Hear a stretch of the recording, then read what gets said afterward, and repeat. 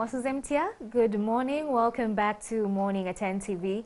My name is Malaki Vilodera. It's a new month and October is the Cancer Awareness Month. So today we're dedicating the show to cancer warriors and the conversation around cancer. But before we get into it, I'm joined by Ali Mivule, who is in Gulu. Today we're expecting the Chadondo East Member of Parliament, Honorable Robert Chagulanyi, to appear in court yet again for treason charges that he was slapped with a few months ago, actually in August. And so he's set to reappear in court, and Ali Mivule is with me on standby. Good morning, Ali. Yes, good morning, Mala. Yeah, so you're in Gulu High Court. You're expecting Robert Chagulanyi to appear before court at around 9 a.m. Is it so? Yes, actually we expect the Chadondo East MP Robert Chagulanyi and his other 33 colleagues to appear before the Magistrates Court here at the Gulu Court here. So far, all of them have not arrived here, but the security is minimal. We're just seeing a few policemen around, and most traffic officers that are manning the roads that are leading to the High Court. All the roads that lead to the High Court have been cordoned off. So we expect the court proceedings to start at around 9 a.m. But so far, we've not seen any of the suspects appear. In the first instance where they were supposed to report, it was only the Arua municipality MP, that's Cassiano Izati Wadri, who appeared. But the others also include Paul Mwiru, that's the Ginger Easter MP, Gerald Karuhanga, as well as other people that were arrested in Arua after the chaos that marred the by-election there. So at the moment we're here at the main road that leads to the court, and as you can see from down there, it's the traffic police that is manning the area down there. We're just seeing a few policemen with guns around the court. So Bobby Wine, that's Chadondo East MP Robert Chagulanyi, is expected with his other colleagues, the 33 on charges of treason, and they expected to appear before the magistrate, that's Yusuf Ndiwalana, who on the past occasions has been handling their case. Also today we expect one of Bobby Wine's aide, that's Eddie Mutwe, who was arrested after the others were charged with treason. He's also charged with treason. So we expect that Eddie Mutwe is also expected to come here and hear if he's going to be granted bail or not, because for him it's a different case. The others are here for mention, but for him, he has to come and also he has to find out if his bail application was successful or not. So we're just waiting for 9 a.m. where we're going to be following the court proceedings here at the Magistrates Court in Gulu to follow up the events that really happened. But so far, no one has appeared here, no Bobby Wine, no Cassiano Wadri, no others. The 33 and Bobby Wine that are charged with treason, they are not yet here. So we shall be giving the updates as they unfold here at Gulu Magistrates Court. Ali Mival and my team still here in Gulu.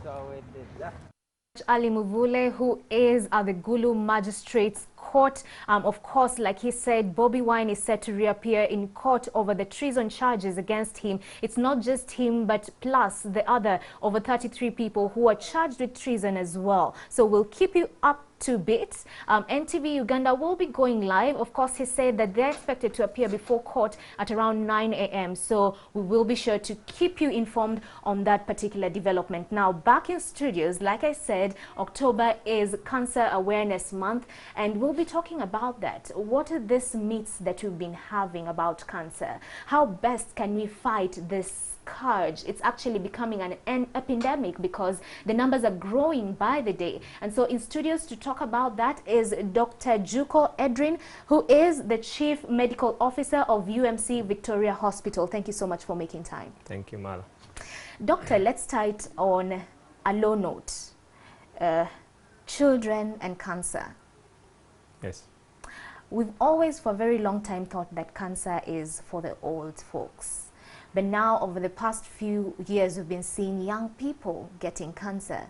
And now it's getting worse, even children. Let's talk about that. Let us understand where this comes from. Because a child who has just been born, maybe 3 months old, diagnosed with cancer. When doctors look at the family history, there's zero family history. No one from the family has ever, been a patient of cancer. What's happening? How does that occur? Well, cancer has a lot of genetic bearing, and if there are changes in your genes, then there's a high chance that you can still end up with cancer. The common cases that we see, the leukemias, the retinoblastomas, cancers of the eyes, some have been there for a very long time. The lymphomas have been there for a very long time in children, actually. So what we are seeing as an increase might be just because we are able to diagnose a bit quickly. And more people are coming to hospitals to seek for medical attention. Before, people's thoughts about cancers were really about witchcraft and the like. Yeah. And they would actually stay out in their communities and not seek for medical attention. So the incidence rates, the number of new cases that were coming up were still very low. But now more people are actually coming to hospitals, and we're actually diagnosing them with these conditions. So that could be because of, that could explain why we are seeing more cancers actually happening in children. And not just because more children are actually exposed to so many things out there. Although we still don't rule out risk of exposure in the mothers while they're pregnant to so many carcinogenic elements that are out there. So there's a chance that that could also be happening. Yeah. So what you're saying is also what the mother eats can affect the child, the fetus in this case? Well, not directly in terms of food, but there are other things that like smokes in the environment, pollution. So those are some of the things that actually have carcinogenic elements. Carcinogenic elements are more of things that can easily cause cells to become dysfunctional and then multiply at a very quick rate, which we explain as the cancer, and then of course invade other cells. Yeah. Okay, let's look at cancer warriors. Before we get to that point where you become, we call them cancer warriors and not cancer patients. By the time you're being diagnosed, people always say that by the time you feel pain in any area of your body, it's too late. So in terms of diagnosis and in terms of addressing the issue early enough, how best can we address that? Because there are cancers that are hard to screen. We know that you medics are out there, even the Ministry of Health has been big on sensitizing females on cervical cancer screening, which is easy, it's just pap smear. Breast cancer screening, which we've also been taught how to do by ourselves, maybe when showering, taking a bath and stuff like that. But when it comes to screening of this complicated cancer, be it colon cancer, all these other complicated ones, screening, how does that happen and how important is it? One of the things that we do, part of our wellness clinic that we run at UMC Victoria, is that every cancer, when we look at cancers, we look at the bearing. Is there a family history? Are you exposed to certain things that may predispose you to having a high risk of getting a cancer? Have you been smoking for too long? Have you worked in factories that have exposed you to so many smokes that can easily cause you other cancers? Of course, there are cancers that are easy to detect, like cervical cancer, like you rightly said, breast cancer, like you rightly said, and even prostate cancer at a minimum. Things like colon cancer, of course, may not be easily screened, but still we can do a few tests.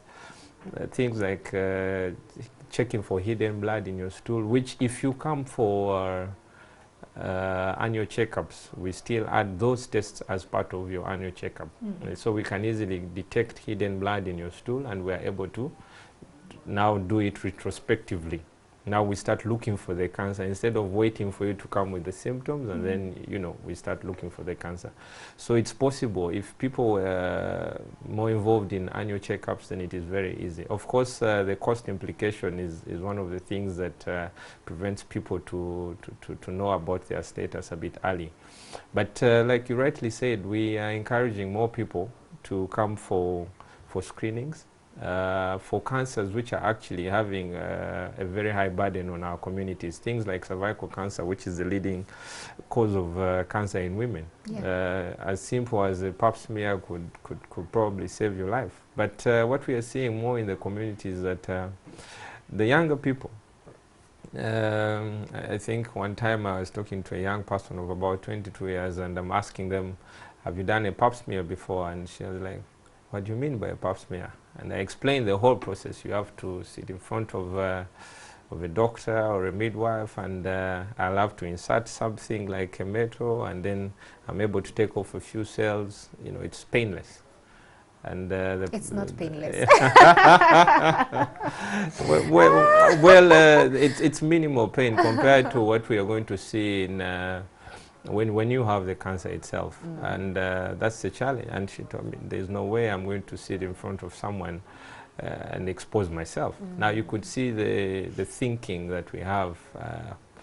It's different from what is out there actually in the Western world, because they have been able to beat this with a lot of screening. Interestingly, in the US, if you're diagnosed with breast cancer, your chances of survival after 5 years, they've seen over 90% of people at 5 years actually surviving the breast cancer. Here it is half. So, so with better screening, we see that we can actually get these cancers early. And 80%, like some research shows from the Cancer Institute, 80% of cervical cancers come in late, stage 4 illness. And there is very little that can be done when we are dealing with stage 4 cancers. Of course, if we have 80%, you know, coming at a very late stage, it points out to, like you rightly said, the cost of screening. So what are medical institutions doing to bring down the cost of screening, just to encourage more people to come and we have this early detection and possible cures for these cancers? Well, one of the things that you'll notice is that screening for cancers, most especially the ones which are very common, like breast cancer and cervical cancer, is less costly. For breast cancer, based on the Breast Health Global Initiative guidelines, you have to just do a breast self-exam, which you can do at home. I tell people when they come to the office, just stand in the mirror every day and put your hands on your waist and look at your two breasts. See if one has increased in size more than the other. Always, of course, with the two breasts, one is larger than the other. But you can see the difference. You can see changes in the nipples. You can see that one breast has been pulled to one side on the other. And those are some of the things that can easily indicate that something is going on, which you couldn't have recognized. You can actually put this hand over this breast, move with this other hand over the breast, feel for any masses in your breast, do the same for this breast. And if you feel any mass, then you can go to a center, and then of course we look out for your clinical history still based on those guidelines. We can look out for, then we do a clinical breast exam, and then later on we do diagnostic studies. Now it's as simple as, of course, if you're younger, 30 years and below, we may end up doing just an ultrasound scan for your breast. Later on, if you're older, then we may think about doing a mammography. Most of these tests are very cheap. A scan can go for just 50,000 or even less. We're doing at Victoria, through the Pink October, we're going to be doing that at 50% less. So if you come in, we can still do a scan for you, but only for people who we have found to have masses. The most critical thing that we normally point out with breast cancer is do a breast self-exam at home. If there's anything like a mass that you feel changes in your breast, please come. Then we can do a clinical breast exam, and then we can forward on to the scan or mammography. All right. Let's look at now the complicated cancers that you clearly can't self-examine at home or wherever you are, and the costs. For example, just like you said, let's just stick to the colon cancer example. How much will that cost someone in terms of screening? Well, colon cancer, like I said, when we are screening for it, if you come in today and you said you have no symptoms, maybe you have family history, your father had colon cancer, I'll ask you to do a stool exam which may cost just 10,000. I might ask you to do a stool occult blood test to just check for hidden blood. And I may go through your history to see if there are any things that are suggestive of having colon problems. There are some people who have had diseases and may predispose them to colon cancer. There's a disease we call inflammatory bowel disease, which has two things like Crohn's disease or ulcerative colitis. So those diseases can easily predispose you to colon cancer. So if you've had them before, then we look at that you're at increased risk. We may think about doing a colonoscopy. We pass a tube through your anal area. It's able to look at your colon, and that may come, depending on where you go, between 500 to 700,000. Yeah. Now I understand why many people shy away from screening. It's not necessarily cheap and affordable. Wow. Maybe you're not the right person to ask this, but I know you're in touch with the Ministry of Health. Do they have any plans or strategies to ensure that these screening services are affordable to the masses? Is that something that is happening? Well, I can't speak for the ministry, but what I know is that, of course, the challenge that is there most of the time is that, like, if you're to go to the cancer institutes, why people present late is that other facilities may not be able to diagnose the cancer. And most times, because of the burden of the numbers that they have there, they would love you to go there when you have a diagnosis. So we, as the other units, ought to help come up with such programs where we have lesser rates for people to screen for such cancers. Of course, by the time we are going to do a colonoscopy for you, sometimes if it is not part of your checkup, because if you're about 60 years and above, I may think about doing a colonoscopy for you if you come in for a checkup. If you're 60 and below, 60 years and below, I may delay wanting to do unless there's a positive family history of cancer. So for such, there could be partners which can partner with hospitals to run campaigns where there are reduced risks, because for a colonoscopy, it's man-manned. Okay, so that personnel needs a certain payment of some sort as well. The equipment that you're going to use, they may make you sleep to make sure that because it's quite discomforting, definitely, so you may have to sleep, and then, so all of that needs a certain form of resources. So that's why the cost is slightly elevated. Wow, okay. This conversation of cancer is quite, I think, a sensitive one to handle. I have a friend of mine, and I'll give you an example, who had a friend of hers who was the epitome of health and healthy living. She was very healthy in terms of, she was very religious when it comes to her gym routine. She would blend juices. She loved raw foods. So in terms of getting nutrients, she was the best person that you'd say, this one is healthy. But after a few years down the line, still being very religious with her routine, both nutrition-wise and physical exercises, she was diagnosed with cancer.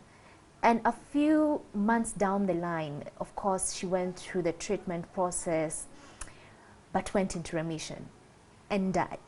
And so my friend has vowed to never put any weight upon herself to say that I'm gonna be a healthy freak in terms of eating healthy. So why do we have people who have zero family history, who are very healthy in terms of what they take into their bodies, what they eat, and still get cancer? Where does this cancer come from? Well, like we said, it has a lot of genetics to do with it. But of course, it's quite unfortunate that the friend of your friend ended up in that situation. Eating health is a good thing.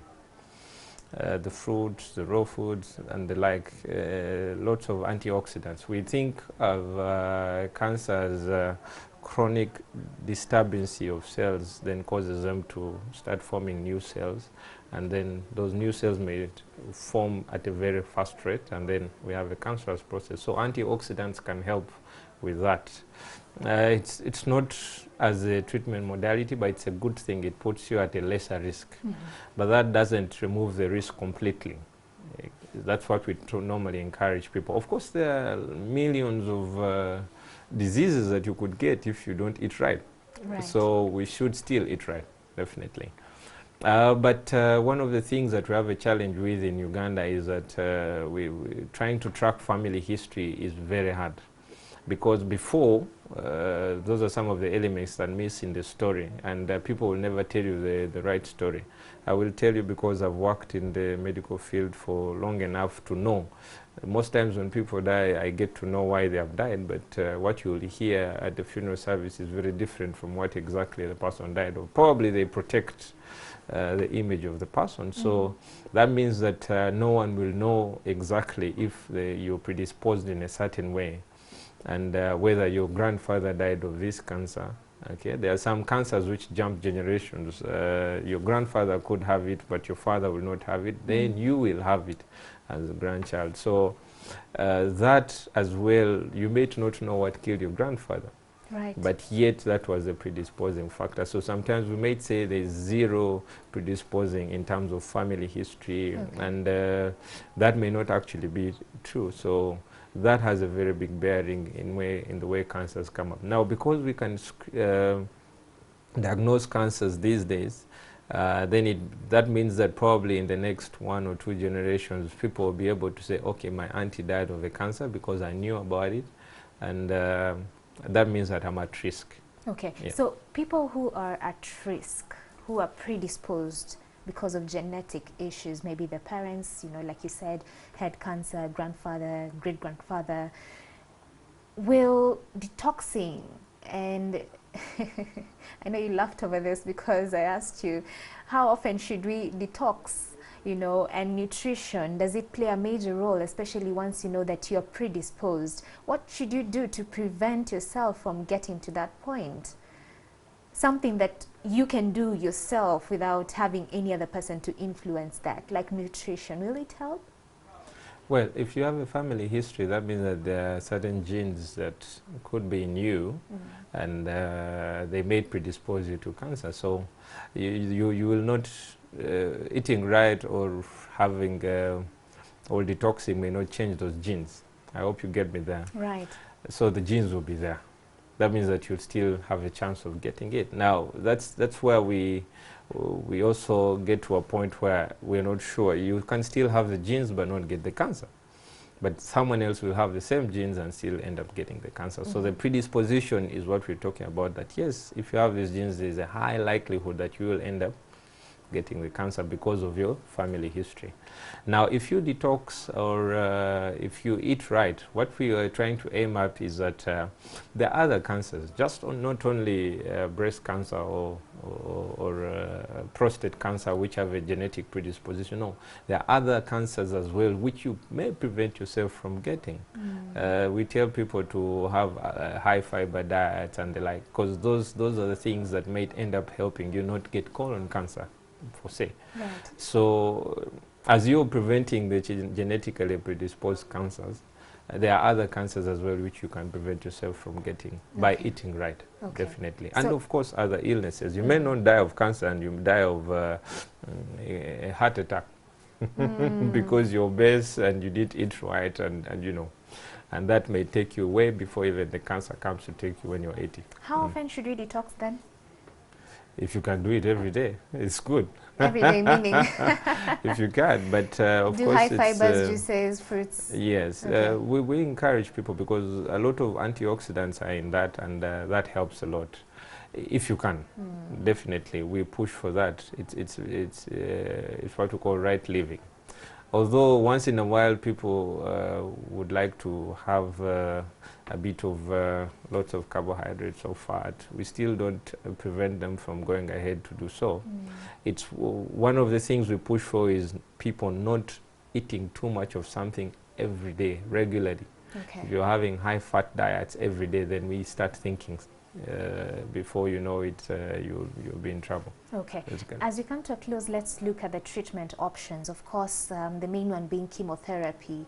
And there's been a lot of talk around chemotherapy. Many people say that it actually kills you faster than, you know, facilitate your healing process. So when it comes to the treatment process, are there other options? And is it true that chemo actually kills you faster?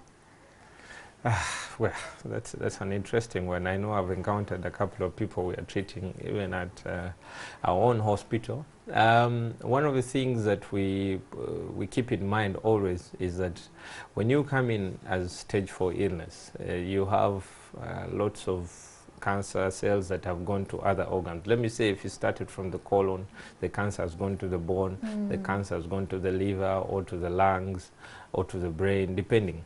Well, your chances of survival, we normally do prognostic scores. What are your chances of surviving within 1 year, within 6 months, within 2 years or 5 years?